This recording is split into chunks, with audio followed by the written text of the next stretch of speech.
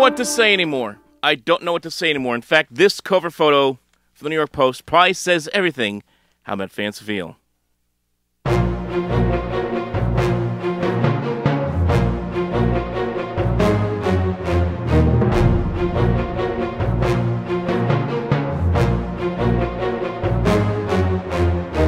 All right, folks, Michael Cohen here with you, Fox Sports Nation. It's been a couple of weeks. The last time I did a Met video, things were looking great.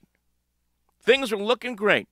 Mets had come off of a huge week. They had beaten Tampa Bay. They had beaten Cleveland. And here we are, 2 weeks later, and everything is coming apart. You know, I was going to do a video on Sunday after the Mets had gotten swept by Toronto. Just couldn't get a chance to it. That's when the Mets found themselves at 500. Now, here we are again. Mets getting swept by the Atlanta Braves. 6-game losing streak on top of that. Mets sit there now 3 games under 500, 30-33. They made history in that loss on Thursday night. Mets had leads of 8-5 and 9-5 and then 10-6 and couldn't hold on. They got 10 runs yesterday in that game against the Atlanta Braves. 10 runs. This was a chance for the Mets to get a win on a getaway day in Atlanta against a team that has been the thorn in their side for now decades, for that matter. Decades. A team that came back and beat them for the division title last season. Just get a win. Just get out of Dodge with a victory. Feel good about yourself going into Pittsburgh. But the bullpen implodes. Completely implodes. Slowly but surely. And you knew this game was in trouble when Travis d'Arnaud hits a 2-run home run. It makes it a 10-9 ball game. You're thinking, oh no, they're going to do it. They're going to blow this game big time. And then Orlando Arcia, after just barely missing a couple pitches earlier in that long at-bat with David Robertson, eventually gets the pitch he wants and crushes it over the left field, center field wall, and that ties the game. And at that point, folks, it didn't matter. We all knew the game was over. The Mets were going to lose the game, and they end up doing that as Ozzie Albies. And it was kind of funny because the graphic came up on the screen that said Ozzie Albies had not had any kind of hit against Tommy Hunter whatsoever in 3 trips to the plate. Well, guess what was going to happen? He sends one to South Carolina. And the Atlanta Braves win the game 13-10. The Mets made infamous history, unfortunately for them, because it was the first time in franchise history where the Mets have had a 3-game series where they lost all 3 of those games, and in each of those games, they had a lead of 3 runs or more. 4-1 lead in Game 1, lost that game. 4-1 lead in Game 2, lost that game. 8-5 lead, 9-5 lead, lost that one 13-10 last night. Where is this team going? Now, first of all, I know that the fans have been frustrated. I know the fans have been calling for a coach, for heads to roll, for Steve Cohen to do his best George Steinbrenner impression and start firing guys left and right. Well, that's not going to happen. Not right now. That's not going to happen. Nor should it. I know that fans want to get on Buck Showalter, and they want to get on Buck Showalter last night after he said that he was proud of the team. Just listen to what he said here. Just listen to the clip just for a little bit. Nice game was an indication of that. And the second game here, and the first game here. Guys came in here and competed there as good as you want to see. Scored 10 runs tonight against one of the best pitchers in the league. And I'm real proud of them. There's a lot of opportunities there to fold the tent. These guys aren't going to do that. I don't know what else you want Buck Showalter to say. The Mets got 10 runs in that game against Atlanta. That should have been more than enough. More than enough. It's this pitching staff. That is really where the Mets are having their biggest problems right now, is this pitching staff. You want to criticize Buck Showalter for playing Daniel Vogelbach more often than you would like, but hey, Mark Vientos has been a lot more often than he has not been in recent games and weeks. You want to get him for that? Okay. At the same time, he's got to play these guys at some point. You can't just throw guys like Escobar and Vogelbach onto the bench and say, just stay there for the rest of the season. They got to play and contribute at some point. You might need them down the road at some point during the course of a long season. So I can't get on Buck Showalter for the way things are going. Not 100%. This is on the players. This is also on the way this roster was constructed from the GM, Billy Epler, and yes, even Steve Cohen as well, because this is a team that has the highest payroll in baseball. What is it? of roughly $364 million. That blows away everybody. Even the Yankees can't match what the Mets have spent in their committed payroll here for this year. The Mets have spent a ton of money, whether it be Max Scherzer, whether it be Justin Verlander, whether it be fan favorites like Brandon Nimmo, Jeff McNeil. They have spent a lot of money on guys, a lot of money. At some point, you have to look at the way the roster is being constructed and say there are issues with the way this team is being constructed, and you have to look at the players. You can get on the coaches, you can get on the manager all you want. At the end of the day, it's all on the players. Now, your headline for this team right now are two pitchers who are getting up there in age. Two great pitchers, but two pitchers who are getting up there in age in Justin Verlander and in Max Scherzer. Now, Verlander did not look good at all last night for the Mets as he gave up 5 runs, 4 earned. And outside of one outing against I believe it was against the Cleveland Guardians where he went 8 innings. Yeah, that's right, 8 innings, gave up only a run, and struck out 5 no walks. Outside of that, he has struggled. I understand coming back off of injury. I understand it was his first real spring training in a couple of years. But this is a guy who won a Cy Young Award last year coming off of Tommy John surgery. And he looks like he has hit a wall here with the New York Mets. That's what it looks like right now, as we're a little more than a third of the way through the season at this point. That's not to say that Justin Verlander can't find something in the tank right now and deliver for the Mets during the stretch drive of the season, in the second half of the season. Right now, it looks like he's hit a wall.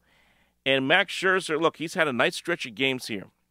He had a bad game the other night against Atlanta where he got 5 runs on 11 hits and 5 2/3. Bad game. Before that, he had a nice stretch of at least 3 or 4 starts where he was actually pitching very well for this team, and it looked like he was starting to regain momentum after the suspension and the injuries to start the year to looking like the Max Scherzer we know. That was until the other night. If the Mets can't get good outings out of those two guys, they're lost. Because the rest of this rotation, there isn't much there. Now, Kodai Senga has been good, but he's been up, he's been down, he's been inconsistent. Tyler McGill has been inconsistent. We all know that David Peterson imploded. He was sent back down at one point. Carlos Carrasco has been inconsistent. Mets don't have enough consistent arms in this rotation. And it makes you wonder about some of the guys they did let go. Guys, not so much Jacob deGrom, who it's very unfortunate that he's going to have Tommy John surgery again, as you have to wonder about his career for Jacob deGrom, what's going to happen with him down the road. Obviously, the Mets made the prudent decision to not commit long-term, and as a result, deGrom ends up signing a big deal in Texas, and now he's out for the year for Texas. That's unfortunate for him. But I'm talking about guys like Chris Bassett, guys like Taijuan Walker. Mets let those guys walk. And right now, you look at Bassett, he right now leads the Blue Jays in victories with 7, has a 3.29 ERA, 70 strikeouts this year in 82 innings. After a rough start, he has started to pitch well. Mets would love to have that back in that rotation right now. And then you take a look at Taijuan Walker, who, of course, now with the Philadelphia Phillies, is 5-3. ERA is high at 5.03. He has not had a great year. But the point is, the Mets have a very thin rotation for the most part right now. It's very thin if they don't get good outings from Verlander and from Scherzer. And the bullpen right now for the Mets, well, you can forget it. It seems like whoever they put out there is going to give up runs. And we saw that in the games throughout this week against the Atlanta Braves. The Mets are giving up runs left and right. It doesn't matter who it is. Steven Agosic, Jeff Brigham, Drew Smith, now David Robertson. Now Robertson, of course, in a tough spot. This entire bullpen in a tough spot because the Mets don't have Edwin Diaz, and they will not have him probably for the rest of the season. I know there's talk that, hey, maybe Edwin Diaz could maybe make an appearance towards the end of the season in September or October. But you know what? You don't want to rush a guy like that, especially coming off of an ACL injury. So right now, you're going to go with it's the rest of the year was without Edwin Diaz. There has been no Edwin Diaz in this bullpen, and it has affected this Mets team. And they desperately need to find another arm for this bullpen. They need another arm for this rotation. So that's really what's really killed the Mets so far this year. That more than anything else. Obviously, for a stretch here, especially in that series against Toronto, it was the struggles of Francisco Lindor and Pete Alonso. That, of course, has not helped things here for the Mets. Lindor right now hitting at 220. The production's fine. 11 home runs, 42 RBIs, but only hitting 220 on the year. Pete Alonso, same thing, hitting around 231. Production's great, 22 home runs, nearly 50 RBIs. Mets obviously were not happy to see him get hit by a pitch and have to return to New York the other day. Those two guys stirred a drink for the Mets. And the thing is, the Mets keep showing you signs that there is a lot of potential for good here. Francisco Alvarez has been fantastic with the bat. Brett Beatty has been very good at the bat again. Brandon Nimmo starting to show you signs with life of the bat again. But it's a flawed team.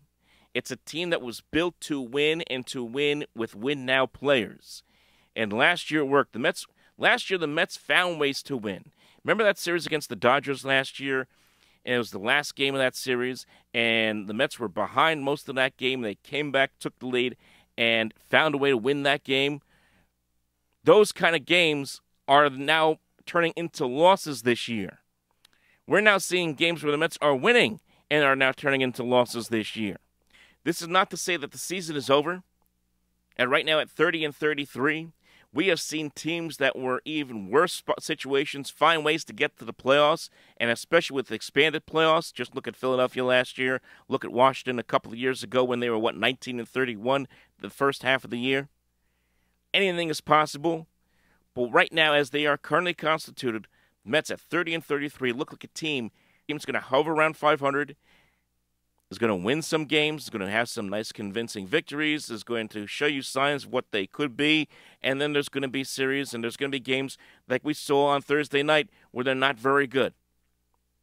That's what the Mets are right now, a 500 team. Right now, 3 games under 500, but a 500 team. We'll see how this thing continues to play out. Mets in Pittsburgh this weekend.